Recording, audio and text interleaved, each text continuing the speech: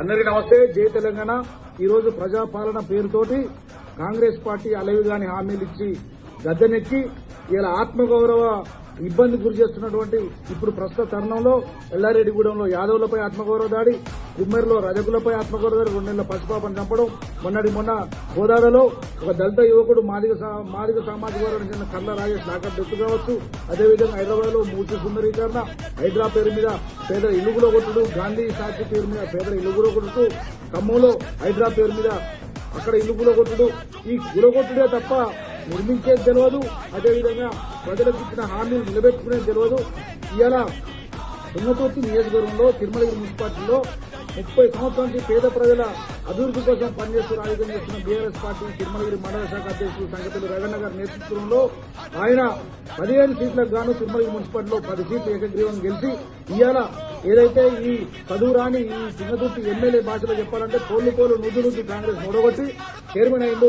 మిగిలిన 5 సీట్లకు గెలిచినటువంటి కాంగ్రెస్ పార్టీ ఇవాళ ప్రమాణ స్వీకారం పేరు మీద ఇలా ర్యాలీకి వస్తుందని తెలిసి ఏదైతే గెలిచిన రగన్న గారు చైర్మన్ కోసం కౌన్సిలర్ కోసం ఏదైతే గెలిచి ఏర్పాటు చేస్తున్నారో చౌరస్తాలో పోలీస్ డిపార్ట్మెంట్ వారు మున్సిపల్ సిబ్బందిని తీసుకొచ్చి అర్ధరాత్రి ఈ లెక్చర్లను తీసే పని చేస్తే మా బీఆర్ఎస్ పార్టీ కౌన్సిలర్లు బీఆర్ఎస్ పార్టీ కార్యకర్తలు అడిగితే పోలీసు వారు దుర్తిగా మాట్లాడి మున్సిపల్ సిబ్బందిని అర్ధరాత్రి ఎందుకు తీసుకొచ్చారని అడిగితే ఏం జీతం దిగట్లేరా అని అడిగితే అయ్యా నువ్వు ఎస్ఐ, సిఐ, డిఎస్పీ, ఎస్పీ ఇతర ప్రభుత్వ అధికారులు కూడా మీరు కూడా దిగట్లేరా జీతం, మేము అడగరాదా, ఆ భాష మాకు ఉపయోగించగలరా, మున్సిపల్లో పనిచేసేది 90% దళితులే, ఆ మాటకు వస్తే 100% బీసీ, ఎస్సీ, ఎస్టీ, మైనార్టీ బహుజనులే, అంటే వాళ్ళను నీ ఆత్మగౌరవ ఇబ్బంది పెట్టేటట్టు ఈ ఇష్టం వచ్చిన భాష మాట్లాడతావా, దేశంలో క్షమాపణ చెప్పి తస్మా జాగ్రత్త.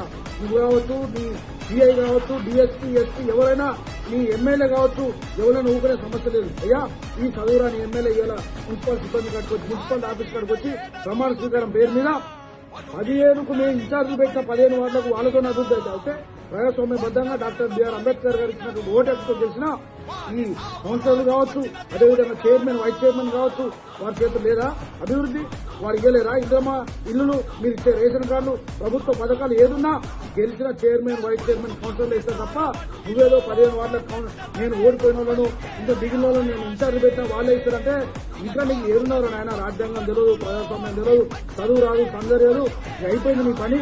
నీ పనే కాదు రాష్ట్రంలో కాంగ్రెస్ పని అయిపోయింది. తుంగతుర్తిక షేర్ యాదరి కిషోర్ మొన్న సవాల్ చేసిండు, ఇంకెన్ని రోజులు ఆయన ఇసుక దొంగ, దళిత బంధు దొంగ, ఇంకెన్ని రోజులు చేస్తావు దమ్ముంటే సవాల్ స్వీకరించి మా కిషోర్ అన్న చేసింది.